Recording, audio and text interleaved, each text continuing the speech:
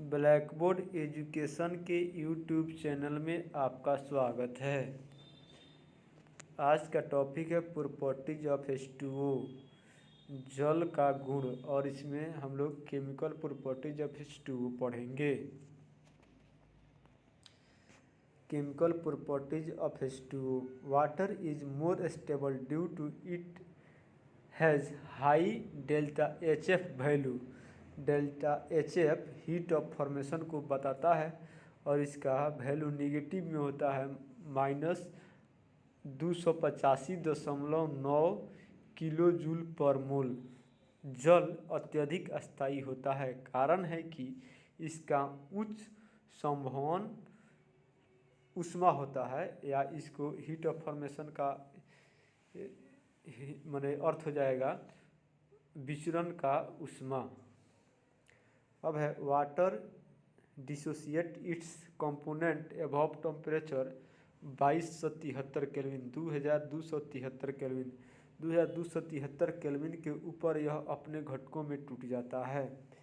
It is neutral, यह उदासीन होता है, बट एम्फोट्रिक इन नेचर, परंतु उभयधर्मी प्रकृति का होता है। उभयधर्मी प्रकृति का अर्थ हुआ कि यह एसिडिक और बेसिक दोनों फॉर्म में काम करेगा। जैसे NH3 के साथ H2O मिलकर बनाता है अमोनियम आयन और OH माइनस आयन। यहाँ पर जो H2O है यह एसिड के रूप में काम करेगा। ठीक इसी प्रकार H2S प्लस H2O, यहाँ पर जो H2O है वह बेस के रूप में कार्य करेगा और H3O प्लस HS माइनस बना देगा। अब ऑटो प्रोटोलाइसिस मतलब सेल्फ आयोनाइजेशन हो जाता है वाटर का। कब? जब H2O और H2O एक जगह एसिड की तरह कार्य करता है, एक जगह बेस की तरह कार्य करता है, तो H3O प्लस कंजुगेट एसिड की तरह हो जाता है और OH माइनस कंजुगेट बेस की तरह हो जाता है।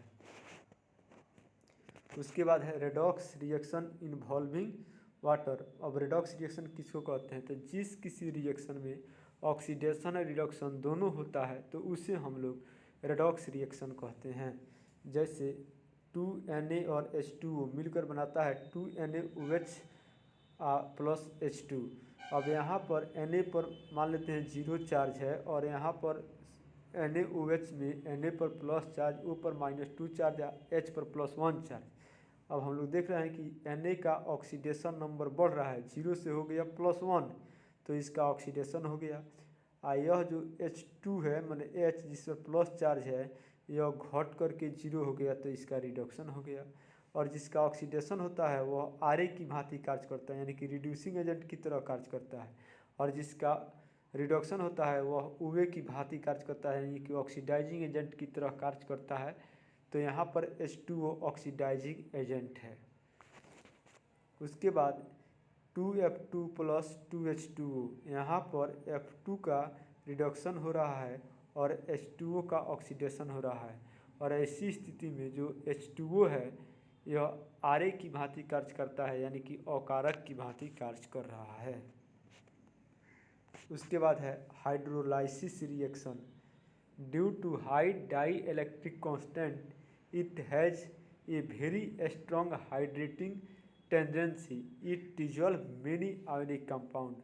जल अपघटन अभिक्रिया। जल का परावैद्युतांक उच्च होने के कारण इसमें प्रबल जलयोजन गुण पाया जाता है। यह अनेक आयनिक यौगिकों को घुलने में सक्षम है। अब कुछ रिएक्शन है, जैसे P4O10 प्लस 6H2O मिलकर बनाता है H3PO4। इसी प्रकार ये सभी रिएक्शन हैं जिसको याद कर लीजिए। इसका स्क्रीनशॉट भी आप ले सकते हैं।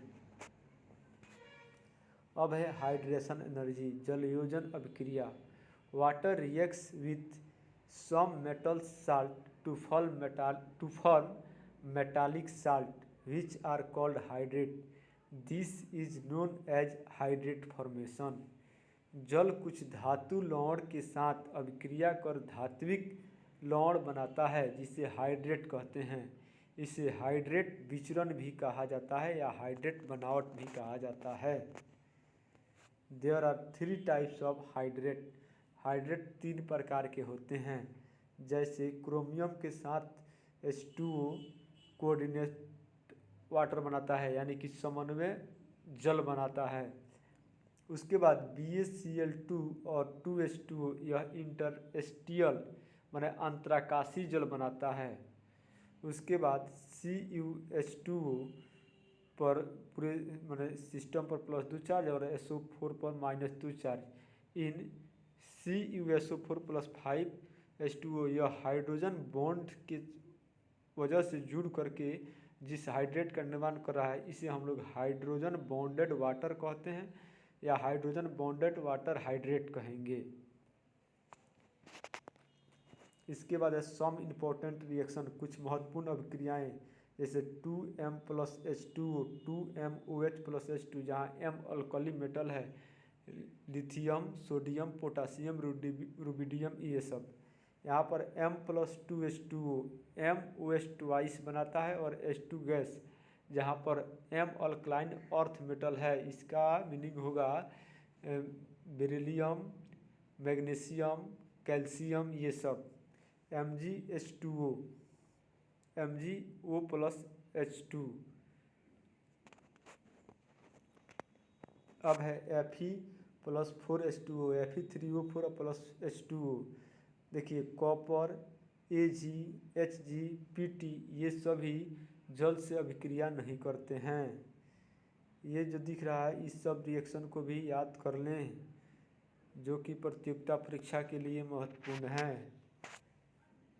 ये red hot carbon red hot के साथ H2O वेपराइज होकर अभिक्रिया करता है तो वाटर गैस बनाता है, यह भी महत्वपूर्ण अभिक्रिया है। सिलिकॉन के साथ भी इसी प्रकार रिएक्शन है। NO2 की N2O सोडियम ऑक्साइड और H2O का अभिक्रिया है 2NaOH बना कर देता है, और H2O का इलेक्ट्रोलाइसिस करते हैं तो H2 और O2 मिलता है। यह पहले से भी आप लोगों की जानकारी में होना चाहिए। Thank you for video watching.